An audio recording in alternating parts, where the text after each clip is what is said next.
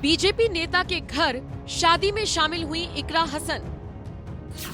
BJP नेता से बढ़ी नजदीकियां तो उठने लगे सवाल। क्या बीजेपी में शामिल होंगी सपाई इकरा हसन? बीजेपी में जाने पर क्या बोली सांसद इकरा हसन? उत्तर प्रदेश की कैराना लोकसभा सीट एक ऐसी सीट है जहां दो परिवारों के बीच जबरदस्त सियासी जंग चलती है। एक है हुकुम सिंह का परिवार और दूसरा है चौधरी मुनव्वर हसन का परिवार। पीढ़ी दर पीढ़ी गुजरती गई, लेकिन दोनों परिवारों के बीच सियासी अदावतें कम नहीं हुई। लेकिन कुछ ही दिनों पहले कैराना की राजनीति में एक अलग हवा देखने को मिली, जब तमाम सियासी अदावतों को भुलाते हुए सांसद इकरा हसन बीजेपी नेता मृगांका के घर शादी समारोह में पहुंच गई। जिसके बाद से ही ये सवाल उठने लगे कि क्या इकरा हसन और बीजेपी के बीच नजदीकियां बढ़ रही हैं? क्या भविष्य में इकरा हसन बीजेपी में शामिल हो जाएंगी? अपनी मां और पिता की कैराना लोकसभा सीट से पहली बार जीतकर सांसद बनी इकरा हसन के बारे में एक बात और बता दें कि उनका परिवार भी पहले हिंदू था और हुकुम सिंह उनके चाचा थे, जिसकी वजह से उन्हें गुर्जर समाज का भी बड़ी संख्या में वोट मिला और चुनावों में खूब नारे गूंजते थे, गुर्जर गुर्जर एक समान, हिंदू हो या मुसलमान। मुस्लिमों के साथ ही हिंदुओं के भारी समर्थन से जीत हासिल करने वाले इकरा हसन के बीजेपी में जाने को लेकर जब चर्चा छिड़ी तो खुद इकरा हसन ने इस मामले पर चुप्पी तोड़ते हुए एक इंटरव्यू में बताया, मेरे कुलीग भी बीजेपी में जाने को लेकर मुझे बहुत टीज किया करते हैं, लेकिन मैं आपको बता दूं कि बीजेपी में जाने से बेहतर मैं मरना पसंद करूंगी। उनकी विचारधारा से मैं सहमत नहीं हूं। वो जिस तरह से चीजों को चलाते हैं मैं उससे सहमत नहीं हूं और मैं कभी भी बीजेपी का हिस्सा नहीं बनूंगी। ये बात इकरा हसन भी मानती हैं कि उनके ही साथी आज भी उन्हें बीजेपी में शामिल होने की सलाह देकर छेड़ते रहते हैं, लेकिन इकरा हसन का साफ मानना है कि वो कभी भी बीजेपी में नहीं जाएंगी और उन्होंने तो यहाँ तक कह दिया कि बीजेपी में जाने से बेहतर मैं मरना पसंद करूंगी। यानी इकरा हसन ने साफ कर दिया कि वो बीजेपी में नहीं जाएंगी। अब इस वादे पर वो कब तक टिकी रहती हैं ये तो फिलहाल वक्त बताएगा, क्योंकि अक्सर ऐसे वादे करने वाले नेता भी वक्त आने पर पलटी मार लेते हैं। वैसे एक और बात आपको बता दें, सपाई इकरा हसन और भाजपाई हुकुम सिंह के परिवार की रगों में दौड़ता खून एक ही है, क्योंकि दोनों ही परिवार गुर्जरों की कलस्यान खाप के वंशज हैं।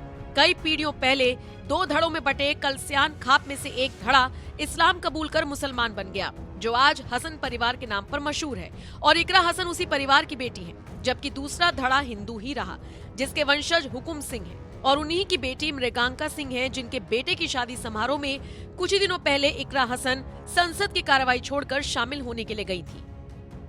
ऐसे में अब आपको क्या लगता है, क्या भविष्य में इकरा हसन बीजेपी में शामिल होंगी या नहीं? अपनी राय हमें कमेंट कर जरूर बताएं। साथ ही संसद में कैसे दहाड़ती हैं इकरा हसन, आइए आपको सुनवाते हैं। मैम, पिछले 7 साल में देश भर में 70 पेपर लीक हुए हैं, जिससे 2 करोड़ युवाओं की जिंदगी बर्बाद हुई है। नीट, नेट और अन्य ऐसे पेपर लीक से हमारे देश की परीक्षा कराने वाली संस्थानों की छवि पर गहरा धब्बा लगा है, और जिसके कारण देश के युवा का इस सरकार के निष्पक्ष परीक्षा कराने की क्षमता से भरोसा उठ चुका है। इसी के संदर्भ में एनसीआरबी की जो स्टूडेंट सुसाइड रेट है वो 7.6 हो गई है, ऐसा 2022 की रिपोर्ट में बताया गया था। Ma'am, similarly, the situation is for the NET and DU LLB entrance examination.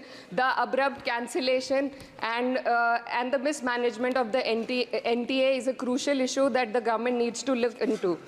Ma'am, I would also like to bring to your attention the discrimination against minorities in this budget allocation, especially in the case of closure of the Maulana Azad Foundation.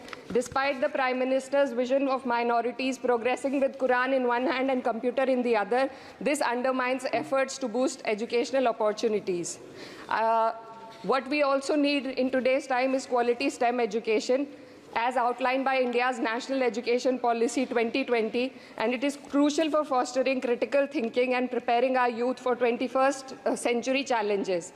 But ma'am, only 18.4% schools have functional computer labs, and there's a significant gender gap in STEM enrollment, with only 28% of females compared to 36% males. While the government now promotes Digital India, it would do well to take a leaf from the Samajwadi Party's government under Akhilesh Yadav ji, which began distributing free laptops to class 12 students in 2012, effectively combating computer illiteracy and bridging digital divide in rural Uttar Pradesh. Educational freedom index में भारत की स्थिति काफ़ी हद तक खराब है, हमें निचले 30% देशों में रखा गया है. The intertwining of political agendas with Indian higher education has worsened under the current government. Key historical and scientific facts are being erased from textbooks to advance a certain kind of narrative.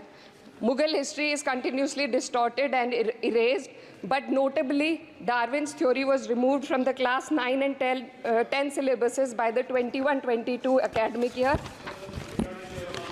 And the topic of evolution was completely excised from school textbooks. This distortion of educational content undermines academic integrity and damages India's educational ethos. Ma'am, when we are competing for in the world with first-class countries, we also need to look into why our students need coaching in spite of having schools and higher education and those funded by the government. The incident of 3 students dying in UPSC coaching has once again exposed the harsh reality, just a minute, man, and plight of a significant segment of our population. These young individuals, hopeful of securing government jobs, endure poor living conditions in places like Kota and Rajendra Nagar.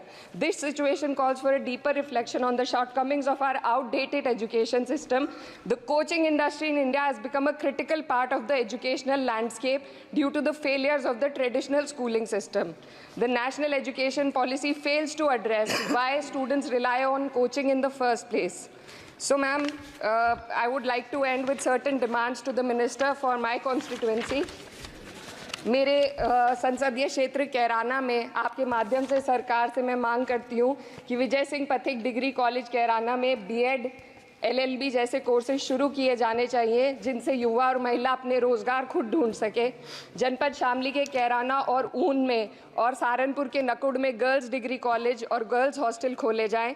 जनपद शामली में नया केंद्रीय विद्यालय व जवाहर नवोदय विद्यालय खोलने जाने की मांग करती हूँ. और माँ शकंभरी देवी विश्वविद्यालय सहारनपुर को अपना कैंपस और विभिन्न प्रोफेशनल कोर्सेज चलाने के लिए विशेष धनराशि प्रधानमंत्री उच्चतर शिक्षा अभियान के अंतर्गत दिए जाने की मांग करती हूँ. उत्तर प्रदेश राज्य में शिक्षा मित्रों का संयोजन अध्यापकों के पद पर किया जाए ताकि प्राइमरी एवं जूनियर हाई स्कूलों में शिक्षकों की कमी को दूर किया जा सके. The foundational skills are alarmingly weak among 14 to 18-year-olds. About 25% of those surveyed couldn't read a standard 2-level text in their regional language, and only 43% could solve a simple division problem.